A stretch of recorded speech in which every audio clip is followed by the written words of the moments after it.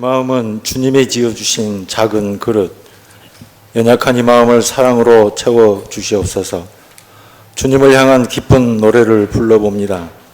내 마음은 주님이 가꾸시는 작은 정원, 봄비처럼 은총을 우리에게 내려주소서. 땅속 깊이 스며들어 새 생명이 자라나듯 나는 당신 사랑에 곱게 젖어 가보렵니다. 골짜기는 메우고 굽은 길은 닦아서 주님이 거침없이 오실 길을 정성다게 만드나이다. 가톨릭 성가를 수번이고 들어가며 마음을 다져봅니다. 교회는 사순절 기간을 보내며 주님의 고난과 사랑을 묵상하며 또한 교회 창립 46주년의 시간을 기념하고 추억하면서 감사한 마음으로 모여 예배하오니 우리의 모습을 받아주시옵소서. 예수님은 십자가에서 아버지여 어찌하여 나를 버리셨나이까 하시며 하나님도 침묵하시는 그 절대 고독 속에서 처절하게 버림받은 시간을 감당해내셨습니다.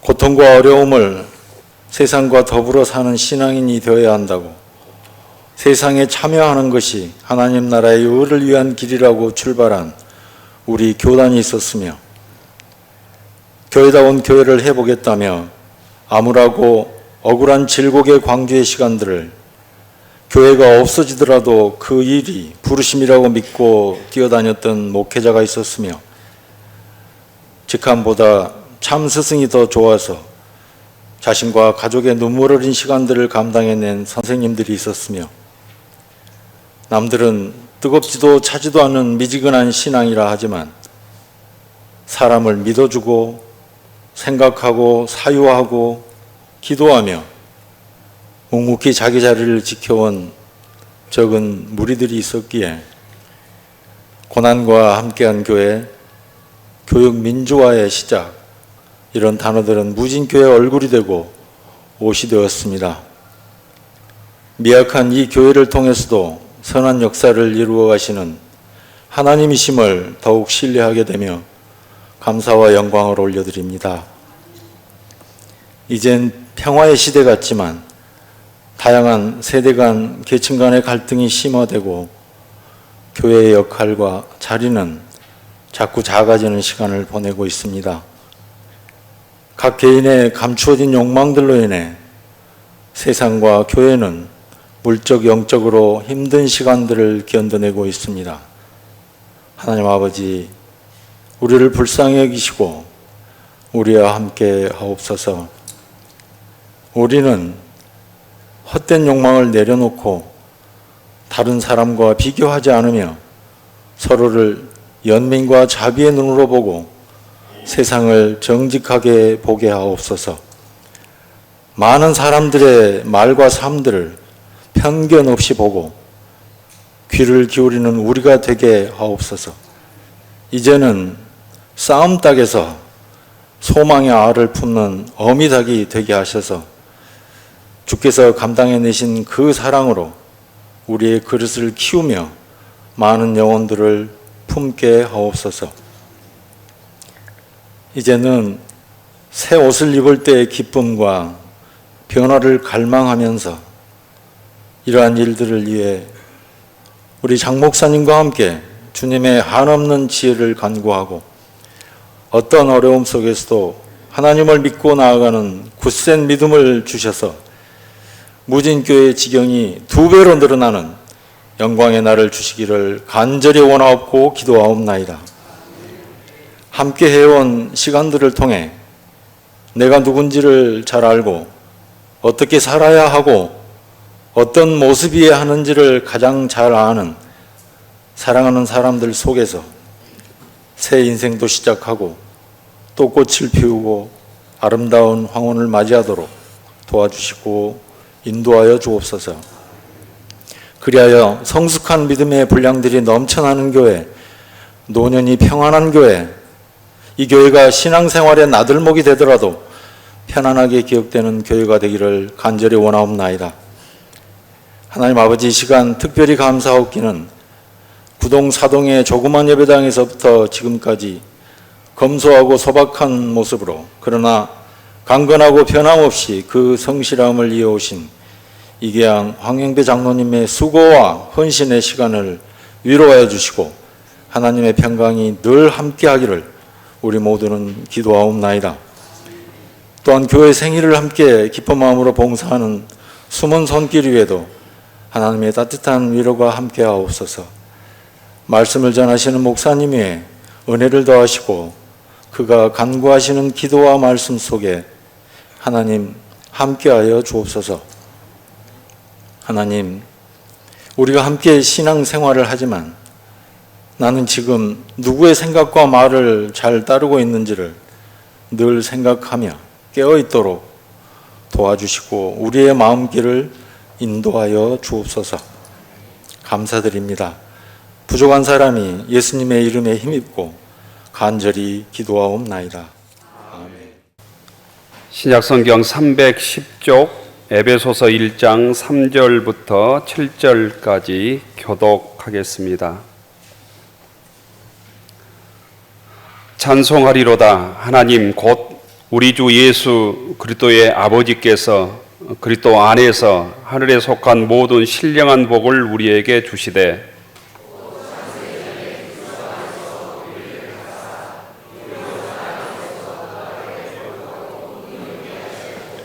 그 기쁘신 뜻대로 우리를 예정하사 예수 그리스도로 말미암아 자기 아들들이 되게 하셨으니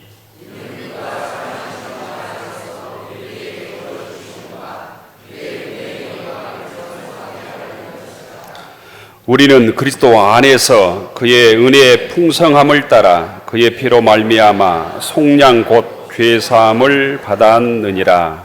아멘.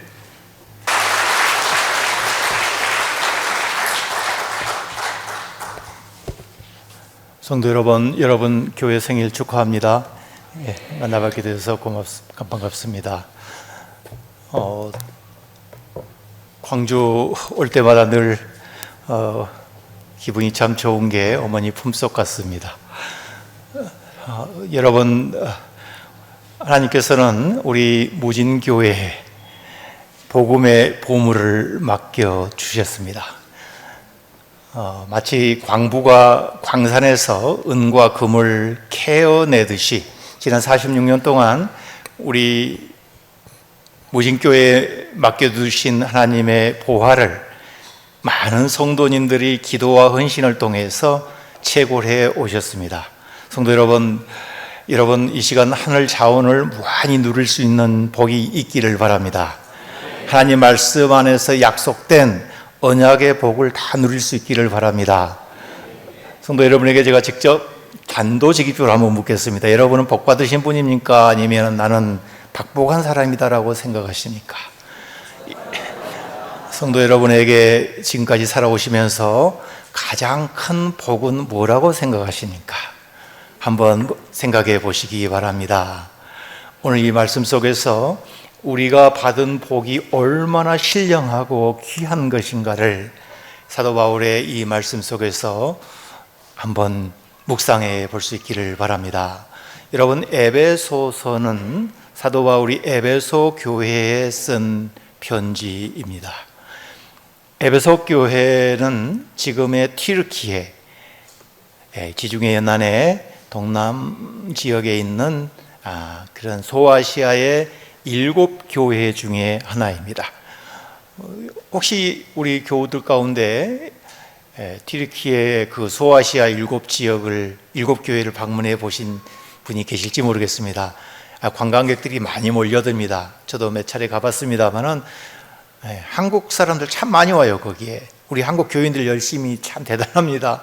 그래서 바울의 선교지를 따라서 이렇게 성지순례를 하는 많은 교인들이 그곳을 방문하고 또 가서 마주치기도 합니다. 그런데 에베소 가면은 참 볼거리가 많습니다. 거기에는요, 사도 요한이 말년에 예수의 어머니 마리아를 모시고 평생 살았다라고 하는 이야기가 전해져 내려오고 있습니다. 그래서 에베소 교회 가면은 사도 요한의 무덤이다 해서 그 무덤 앞에 이렇게 기도도 하고 사람들이 방문하기도 합니다.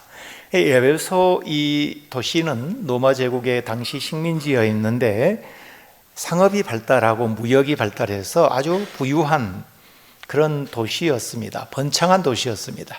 또 반면에 거기에는 유명한 아테미 신전이 있었습니다. 여러분, 아르테미 신전, 그 에베소 박물관에 가면은 그 아르테미 신전 신상이 있습니다.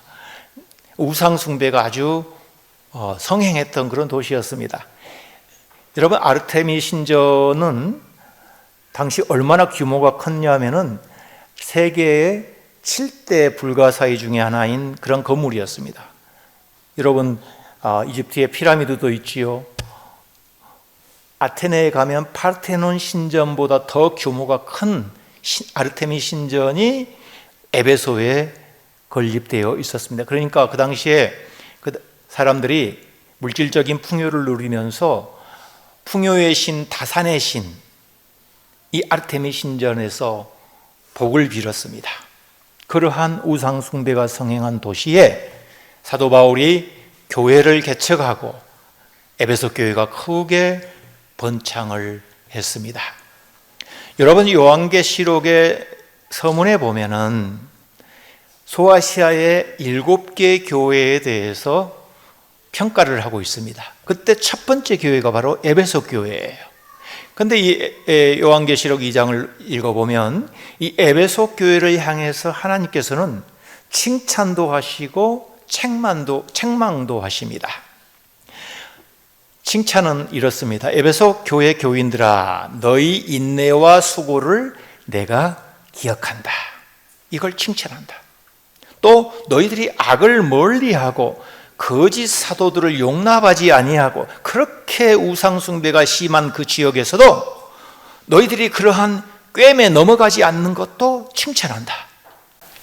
진리를 바르게 지켜서 너희들이 열심히 신앙생활하고 살려고 했던 그 노력을 참 칭찬한다. 그런데 책망할 것이 하나 있다. 너희들이 처음 사랑을 잃어버렸다. 그래서 회개하고 처음 사랑을 다시 회복해라. 그렇지 않으면 촛대를 너희들에게서 옮겨버리겠다. 이렇게 이야기를 하고 있어요. 여러분, 칭찬과 책망이 지금 동시에 있습니다. 너희 인내와 수고와 또 너희들이 거짓 선지자에게 넘어가지 아니하고 진리를 지켜서 신앙생활해 온 것 참 잘한 일이다. 그런데 너희들이 처음 사랑을 잃어버렸다는 거예요. 자, 이 말씀은 오늘 우리 무진교회 또 우리 각자 자신을 향해서 주신 하나님의 말씀으로 한번 받아들이십시다. 여러분, 무진교회가 처음 세워지고 수많은 성도가 헌신하고 인내하며 사랑의 수고를 지금까지 많이 해왔습니다. 지난 46년에 무진교회가 걸어온 역사가 어떻습니까, 여러분? 의를 위해 고난과 핍박도 맞이 않았습니다. 강신성 목사님을 비롯하여 많은 성도가 민주화 투쟁하다 고초를 당했습니다. 제 고향 교회가 강진읍 교회거든요. 제가 이 상무지구에 추억이 있어요. 우리 교회 목사님이 윤기성 목사님이셨는데 그때 군사법정에 여기 재판하러 왔는데 세 분이 그때 윤기성 목사님, 강신성 목사님, 명록운 장로님. 저희들은 그 차를 대절해 가지고 쌀 안 가면 싣고 왔거든요. 목사님 안 풀어주면 이제 농성하려고. 그런데 그때 계엄 군사법정에서 이렇게 하는데 아마 그때 법정에 오신 분들이 혹시 기억을 되살려 보세요. 윤기성 목사님하고 명록운 장로님은 기각됐어. 그런데 강신성 목사님은 또 잡아놓은 거예요. 그 당시에. 얼마나 무진교회 교인들이 그 당시 오셔가지고 그냥 막 풀어달라고 그렇게 한 것도 기억합니다. 사회 참여 운동도 열심히 이었어요. 각종 시국 집회에도 열심히 였습니다. 고난당한 이웃들을 묵묵히 뒷바라지했습니다. 여러분, 우리 무진교회가 걸어온 지난 42년의 세월을 볼 때에 하나님께서는 분명히 무진교회를 곱게 보시고 품어 안으시고 칭찬하리라고 믿습니다. 여러분, 오늘날 우리 대한민국에 개신교 교회가 약 7만 5천 개 정도 된다고 그래요. 세어보진 않았지만 보고가 그렇습니다. 편의점 수가 한 2만 5천 개 되는데 한 3배 정도 많다고 그럽니다. 목사 수들은 약 한 10만여 명 정도 됩니다. 그 많은 교회 가운데 믿음의 눈으로 볼 때에 무진교회만한 교회를 찾아볼 수 있을까? 참말로 귀하고 귀한 교회입니다. 그런데 에베소 교회를 향해서 성경은 뭐라고 책망하냐면은 너희들이 처음 사랑을 잃어버렸다 그랬어요. 무진교회 46년의 세월이 지났습니다. 여러분, 또 여러분 각자 믿음의 연조가 저는 얼마나 되었는지를 자세히 알지는 못하겠지만, 여러분, 사람은 누구나 그렇지 않습니까? 초심을 잃지 않는 자세가 굉장히 중요합니다. 한뜻 세워서 평생 간직하고 간다는 게 여간 쉽지 않은 일입니다. 지난주 우리 한신대도 입학과 함께 개학을 했습니다. 신학생들 첫 시간에 우리 한신대 너희들 신학을 지원하게 된 동기가 무엇냐, 함께 이렇게 돌아가면서 이야기를 나눴는데요. 다들 목회자로서의 비전을 이야기하고 나름대로 소명감이 아주 불타 있었습니다. 그리고 어떤 학생들은 막 비장하기까지 합니다. 제가 해줄 수 있는 말은 딱 한 가지. 너희들 지금 고백한 그 초심을 잃지 마라. 신학 4년, 6년, 앞으로 전도사, 준목, 목사 평생 할 때 너희들이 신학교 처음 발 디뎠을 때 그 순수하고 너희들이 고백했던 그 초심을 잃지 마라. 그렇게 이야기하곤 합니다. 제가 한신대 들어갔더니 선배들이 저에게 이렇게 이야기해요. 야, 한신은 1학년 때는 목사, 2학년 때는 장로, 3학년 때는 집사, 4학년 때는 평신도 되어서 졸업한다고 그래요.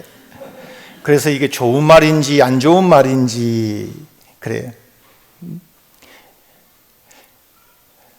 요즘은 신대원에서, 수유리 신대원에서 2년, 3년 대학원 목사 훈련을 합니다.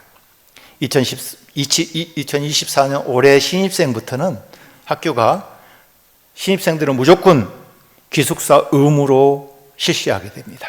그래서 아침 기도회와 저녁 기도회 경건훈련을 좀 더 체계적으로 시키려고 방침을 정하고 지금 그 학생들 들어오면 무조건 공동체 생활을 하게 됐습니다. 그 책임을 지금 제가 맡았어요. 여러분, 오늘날 지금의 목회 현장은 영적 전쟁입니다.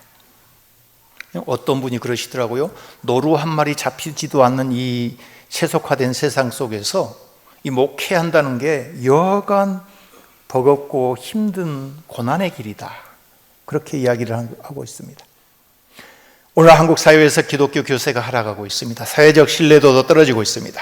이런 상황에서 신학 공부에서 목사 되겠다고 온 우리 학생들이 보면 어쩌면 대견하기도 하고 반갑기도 하고 그렇습니다만은 사명받아서 주의 종이 되겠다고 결심한 이상 여러분 학문과 경건의 능력을 갖춘 실력 있고 유능한 지도자를 육성해야 되는 것이 우리 또 학교의 책임 아니겠어요? 성도 여러분도 우리 한신대 신학생들을 위해서 생각날 때마다 기도로 많이 후원해 주시기를 바랍니다. 또 목사 후보생들 많이 좀 발굴해서 보내주시면 감사하겠습니다. 왜 아멘 안 하세요? 제가 지난번에 저 작천교회 119주년 갔거든요. 그랬더니 119년 만에 신학생 올해 1학년 처음 들어왔어요. 그 교회가 119년 동안 신학생이 없었대요. 그래서 목사님이 자랑스럽게 이야기하시더라고요. 우리 교회 첫 1호 신학생이 배출됐다는 거예요. 그러다 보니까는 그 교인들이 막 그 신학생이 오면은 뭐 이렇게 교회에서 막 해주니까 그 아무개 집사님 딸도 가고 누구 집사님 뭐도 가고 아직도 지금 신학교 갈래 애들이 줄줄이 한 서너 명이 저한테 소개를 하더라고요. 예. 한번 물고 같으니까 계속해서 대를 이어서 그 역사를 이어가고 있습니다. 네, 우리 무진교회도 좋은 신학생들 여러분들이 육성해서 많이 보내주시면 최선을 다해서 좋은 목사로 훈련을 시키겠습니다. 아무튼 초심을 잃지 않는 게 중요합니다. 여러분, 믿음의 횟수가 더해 갈수록 신앙심이 깊어지고 우리의 신앙의 인격이 성숙해져 가는 것이 신앙의 맛이 아니겠습니까? 신앙생활하는 그러한 보람이 있지 않겠습니까?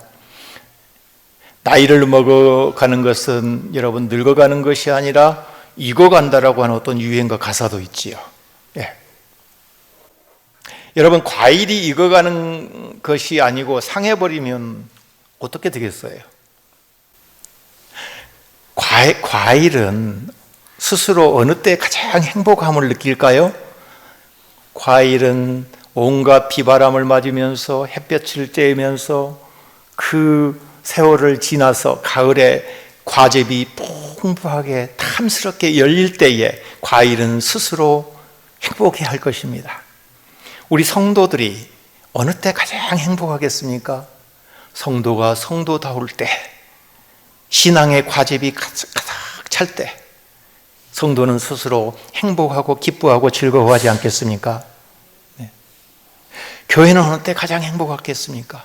교회가 교회다울 때에, 하나님의 신비한 비밀을 맡은 그러한 사역자로서 교회가 이 세상 속에서 빛이요 소금으로 역할할 때에, 교회는 성령 충만한 교회예요. 그런 교회는 경건의 능력이 넘쳐나고 생명력이 충만한 교회로 스스로 행복하지 않겠습니까? 그런데 우리가 신앙의 연륜이 깊어가면 깊어갈수록 익어가는 것이 아니라, 성숙해가는 것이 아니라, 과일이 마치 상해버리고 골아버린 것처럼 신앙의 연륜이 가면 갈수록 이게 점점 더 순수해지고 하나님의 말씀에 깊이 다가가는 것이 아니고 반대 방향으로 가는 경우가 많아. 그래서 때로는 사회로부터, 예수 안 믿는 사람들로부터 예수 믿는 사람들이 도한다는 거예요. 그런 비판을 또 받지 않습니까? 여러분, 우리가 교회 처음 나왔을 때에 그 복음의 기쁨으로 누리는 그 즐거움이 얼마나 컸습니까? 교회에 헌신하고 주님을 기쁘시게 하겠다고 우리가 봉사하고 열심히 노력하다가 때로는 상처받고 때로는 복음으로 시작했다가 율법으로 끝나버릴 때도 있지 않습니까?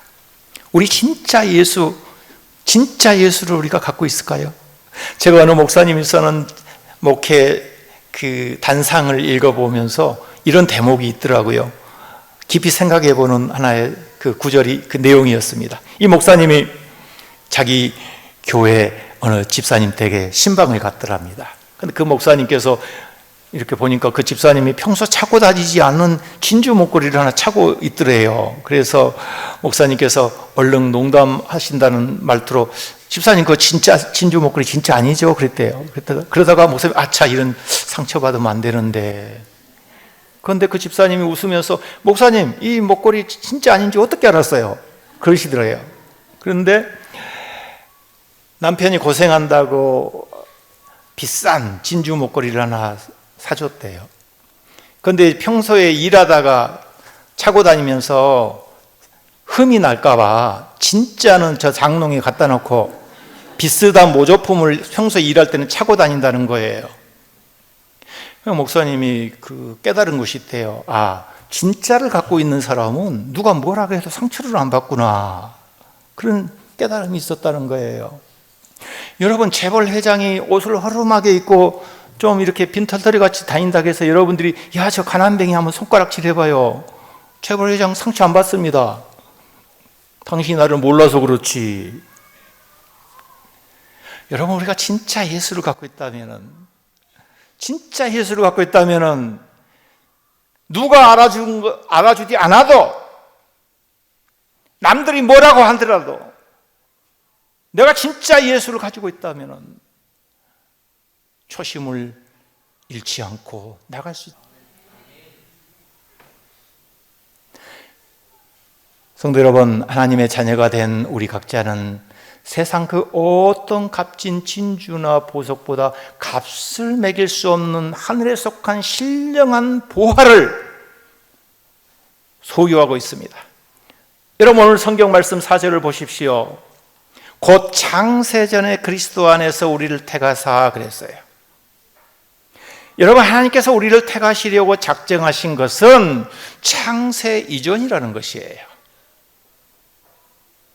그러니까 하나님의 자녀됨이 창조보다 앞섭니다.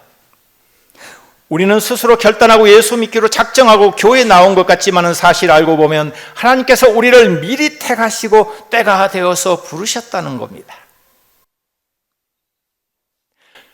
예수께서 무화과 나무 아래 서 있던 나다나엘을 미리 알아보시고 그를 부르신 것처럼 내가 하나님을 택한 것이 아니고 하나님이 나를 미리 알아보시고 창세전에 나를 택하시기로 작정하셨다라고 오늘 성경은 선포하고 있습니다.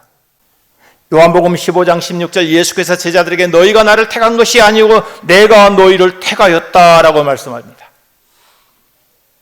그런데 우리를 택하신 장소는 어디입니까? 바로 그리스도 안에서, 그리스도 안에서, 엔크리스토, 엔토 크리스토. 이게 굉장히 중요한 말입니다. 이게 사도 바울의 키워드예요. 그리스도 안에서, 그리스도 안에서. 그리스도 안에서 그리스도로 말미암아, 오늘 우리 성경 본문의 4절에서 7절까지 매 구절마다 이 표현이 등장합니다. 그리스도 안에서, 그리스도로 말미암아. 창세전에 우리를 택하셨다는 뜻은 하나님이 우리를 자녀로 삼으시기로 택하신 그 작정의 시간은 하나님이 창세 이전이라는 거예요.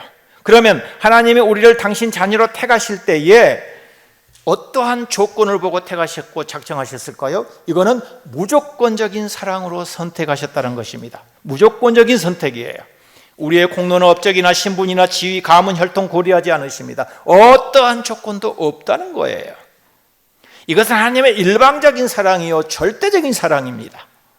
여러분, 부모는 자녀가 태어날 때에 온갖 정성을 다해서 그 자녀를 키웁니다. 젖을 먹여갑니다. 진자리 마른 자리 가려가면서 애를 키웁니다. 우리 부모님들이 아이를 태어나서 젖을 먹일 때 너 나중에 커서 내가 너한테 쏟은 이 모든 것 값으로 환산해서 갚아라, 그렇게 자녀를 키우는 부모는 아마 한 사람도 없을 거예요. 부모는 그저 기쁨으로 자녀가 건강하게 잘 자라고 잘 되기만을 바라지 않습니까? 우리 하나님도 마찬가지이셔요. 여러분, 마태복음 4장 18절 이하나 마가복음 1장 16절 이하에 예수께서 갈릴리 해변에서 제자들을 부르실 때 그는 신분이나 업적이나 어떤 학력이나 이런 걸 보지 않았어요. 무조건적으로 선택하세요. 당신의 나라에 쓰임받을 만한 그러한 하나님의 영광을 드러낼 수 있는 그러한 성품과 인격을 갖춘 사람을 한 사람 한 사람 부르셨다는 거예요. 그러면 부르시고 나서 어떻게 됐느냐? 4절 하반부에 보면 우리로 그 사랑 안에서 그 앞에 거룩하고 흠이 없게 하시려고 했어요. 하나님께서 창세전에 우리를 작정하시고 택하시기로 마음 먹고 난 다음에 우리를 그 앞에서 거룩하고 흠이 없게 하신다 그랬어요. 그러니까 이 말은 무슨 말이냐? 하나님께서는 우리가 거룩하고 의롭고 흠이 없어서 택하신 것이 아니고 죄와 허물이 있음에도 불구하고 우리를 택하셔서 의롭고 거룩하게 만들어 가신다는 거예요. 우리가 의롭기 때문에 자녀 삼아 주신 것이 아니고 우리를 자녀 삼으셔서 의롭게 만들어 가신다는 거예요. 이거는 성경의 이 말씀은 세상의 논법과 반대입니다. 여러분, 세상은요 흠결없고 허물 없는 사람을 선발하려고 하지만은 하나님께서는 죄와 허물이 많음에도 불구하고 택하셔서 우리를 거룩하게 만들어 가신다는 겁니다. 이 순서를 분명히 알아야 합니다. 하나님은 우리의 신분만 거룩하게 만드시는 것이 아니라 우리의 행위도, 우리의 인격도 실제로 거룩하게 만들어가고 계신다는 겁니다. 거룩이라는 것이 뭘까요? 여러분, 거룩이 너무 고상하고 너무 어렵습니까? 거룩을 이렇게 생각해 보십시다. 어제보다는 오늘 더 의지하는 거예요. 어제보다 오늘 더 하나님께 더 의지하는 거예요. 그 거룩한 삶이에요. 여러분, 김제 금산에 가면 금산교회, 기역자교회 혹시 방문해 보셨습니까? 유명한 스토리가 있지요. 1904년에 미국 남장로교회에서 파송한 테이트 선교사가 말을 타고 김제, 전주, 전라북도 이 지역을 전도하러 다니다가 김제의 용화마을을 지나가다가 그 마을에 어느 갑부의 집에 들렸습니다. 예. 그 조덕삼이라는 유명한 그 지역의 유력한 양반 집에 들어가서 마방에다가 말을 넣고 하룻밤 먹어가는데 그 조덕삼이라는 주인장이 선교사한테 물었어요. 당신은 그 잘 산 나라에서 왜 이렇게 못 사는 가난한 조선 땅에 왔습니까? 선교사가 더듬더듬 한국말로 그랬어요. 하나님의 뜻입니다. 그래서 그 마을에서 교회당 자기 집 마방 그 한 집을 이렇게 주고 거기서 전도하고 교회를 세웠어요. 그런데 이 조덕삼이라는 이 큰 부잣집에 이자익이라는 종이 있었는데, 머슴이 있었는데, 이 사람은 경남 남해 출신인데 너무 어려서부터 부모를 여의고 배고파서 호남 지방은 곡창지대니까 이쪽으로 이렇게 왔어요. 그래서 그 부잣집에 종로를 하고 있었어요. 그런데 전도를 받고 그 아들하고 함께 공부하면서 교회를, 자기 집 옆에 있는 그 교회를 나가게 됐어요.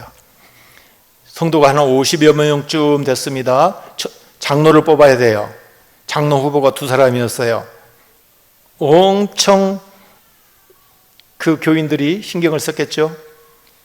그런데 조덕삼이라는 그 집주인하고 하필이면 그 종 모슴인 이자익이라는 모슴하고 장로 투표를 했는데 종이 돼버렸어. 그 당시. 그러니까 참 그렇죠. 한 집에서 주인과 종이 장로로 나왔는데 종이 장로가 돼버렸단 말이에요. 모섬이. 그런데 이 조덕삼이라는 분의 그 신앙의 인품을 한번 보시기 바랍니다. 교인들에게 큰절을 합니다. 교우 여러분, 제가 모섬으로 데리고 있었는데 너무나 신실합니다. 여러분 잘 뽑으셨습니다. 저는 이자익 장로님을 모시고 열심히 신앙생활 하겠습니다. 그 당시에는 여러분 목사가 없어서 영수 이런 조사 이렇게 교회를 시작했지 않습니까?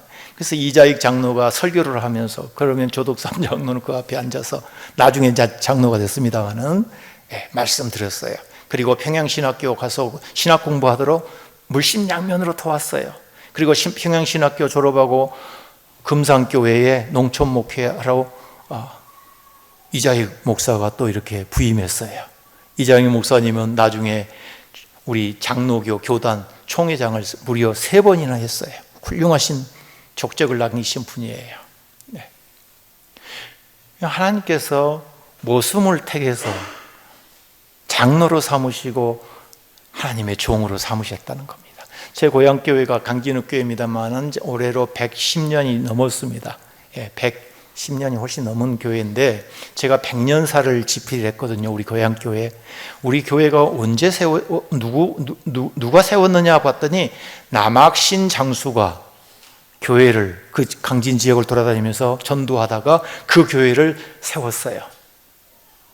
수많은 많은 교회들이 무명한 존재, 이 사회에서 정말 보잘것없이 변두리에서 밑바닥에서 생활하던 분들이 예수 믿고 그렇게 교회를 세우고 그런 하나님으로부터 위대하게 쓰임받는 사람들이 많이 있었다는 겁니다.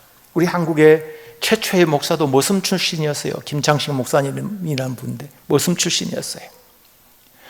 여러분, 하나님께서는 우리를 택하셔서 의롭게 하시고 흠없게 하시고 이렇게 주의 종들로 많이 세워 가시는 겁니다.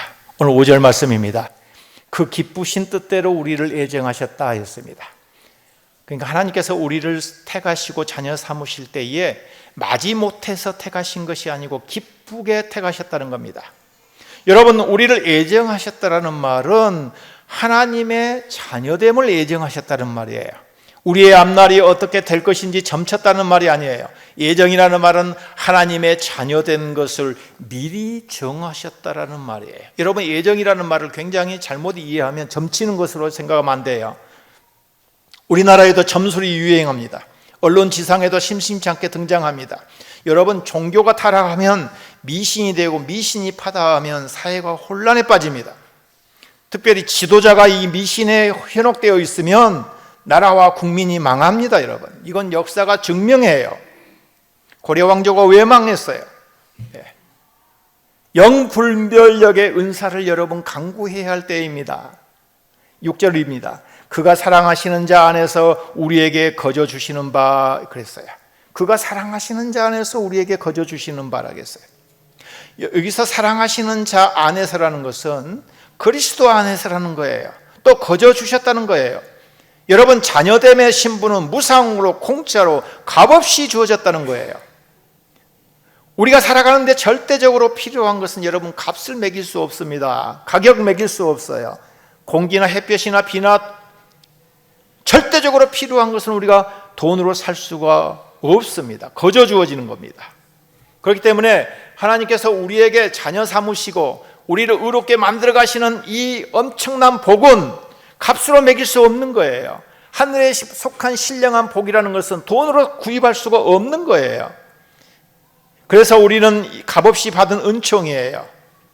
우리가 무상으로 공짜로 받은 은총이지만 이 은총은 값 있는 은총이에요. 누군가는 엄청난 희생을 치르고 준 값없는 은총이에요. 그렇기 때문에 값 없는 은총을 우리는 값비싼 은총으로 전락시켜서는 안 된다는 거예요. 무상으로 공짜로 받았다고 해서 이거를 허투루 사용해서도 안 되는 거예요. 왜냐하면 이거는 누군가는 엄청난 희생을 치르고 주는 우리에게 베푸신 값 있는 은총이기 때문에 그렇어요. 여러분, 하나님의 은혜를 배반하거나 하나님의 은혜를 함부로 포기해버린다면 그거를 우리는 값싼 은총으로 만들어버린 것입니다. 6절 하반절에 있습니다. 그의 은혜의 영광을 찬송하게 하려는 것이라 했어요. 우리에게 자녀됨의 신분, 하나님이 왜 우리를 택하시고 의롭게 만들어 가시느냐, 왜 우리를 값없이 거저 주시느냐, 목적이 있어요. 그거는 결국 하나님의 은혜의 영광을 찬송하게 하려는 것이다 그랬어요. 여러분, 장로교회 신앙 고백서 가운데 표본이라고 할 수 있는 웨스터민스터 신앙 고백서 제1조에는 사람의 제일 의무는 무엇이뇨? 그것은 하나님을 영화롭게 하고 그분을 영원히 즐겨하는 것이다 그랬어요. 여러분, 우리 그리스도인의 인생의 최고의 목적이 하나 있다면 그것은 결국은 하나님을 영화롭게 하는 것이다. 먹고 마시든지 무슨 일을 하든 간에 모든 것이 하나님을 영화롭게 하는 데 초점이 맞춰져야 하는 것이에요. 그리스도인들의 지상의 최고의 삶의 목표인 줄로 믿습니다. 그런 점에서 모든 영광 하나님께요. 솔리 글로리아 데이, 솔리 데오 글로리아, 모든 영광 하나님께. 교회가 세워지고 46년 동안 걸어온 수많은 그러한 여정이 결국은 어디에 목표가 있느냐? 모든 영광 하나님께 올리기 위한 겁니다. 마지막 7절입니다. 우리는 그리스도 안에서 그의 피로 말미암아 속량 곧 죄사함을 받았느니라 그랬어요. 결국은 사죄의 은총인 거예요. 우리가 받은 은혜는 죄사함의 은총이에요. 에베소 교회의 최대의 과제는 뭐냐? 죄사함이에요. 죄사함. 성도 여러분, 우리 죄가 아무리 크다 할지라도 우리 주님은 은총의 의자에서 일어나지 아니하십니다.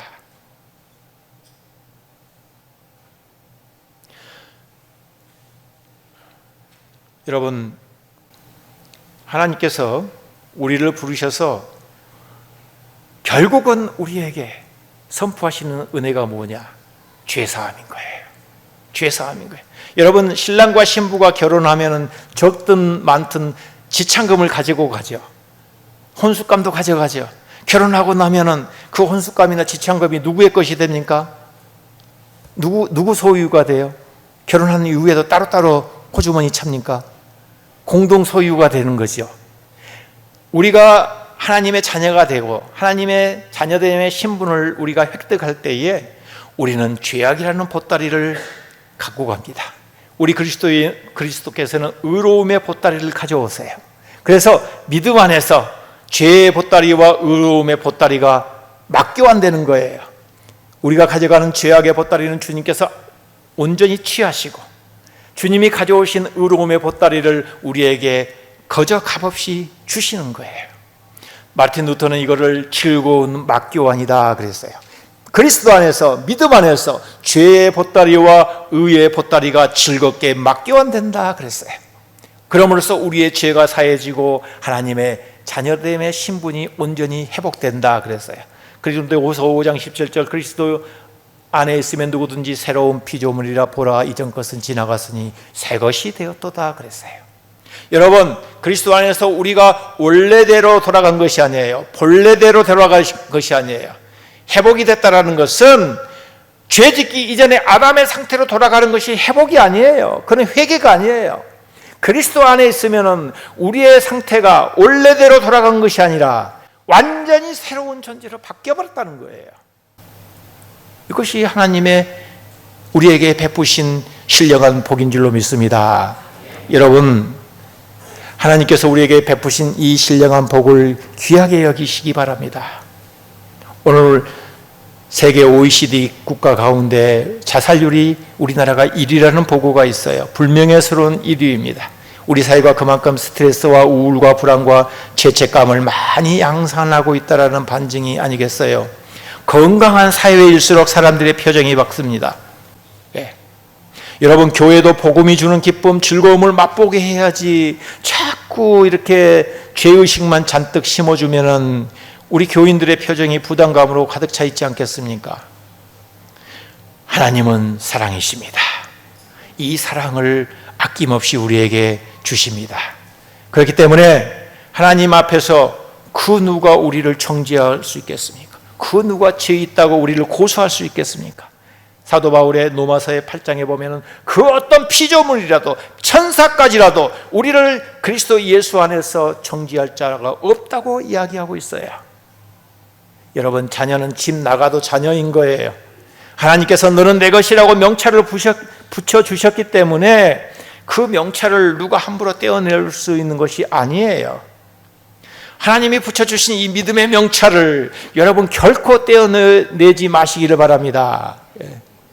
그 사랑이 오늘 우리에게도 충만하게 있으니 여러분, 우리는 복받은 사람 아니겠습니까?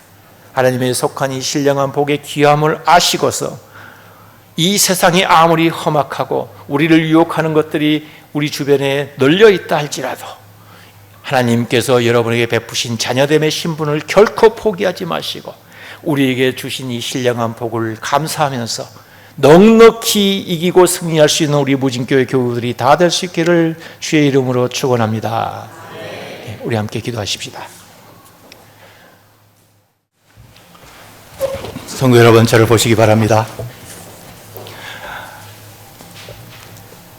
하나님께서는 46년 전에 당신의 구원의 섭리와 경륜의 비밀 가운데 무진교회를 세우셨습니다. 무진교회가 하나님 나라의 역사를 계속 이어갈 수 있기를 바랍니다. 믿음의 역사와 사랑의 수고와 소망의 인내로 소문난 교회가 되기를 바랍니다. 이런 교회를 만들기 위해서 하나님께서는 당신의 구원의 경륜 속에서 여러분 한 사람 한 사람을 택하시고 부르셨습니다. 오늘 말씀을 가슴에 담고 세상에 나아가서 여러분 이 어둠을 밝히는 등불이요 빛이요 소금이 될 수 있기를 바랍니다. 그리스도의 은혜와 하나님의 사랑과 성령의 감동 감화 역사가 여러분 모두에게 영원토록 함께할지어다. 아멘.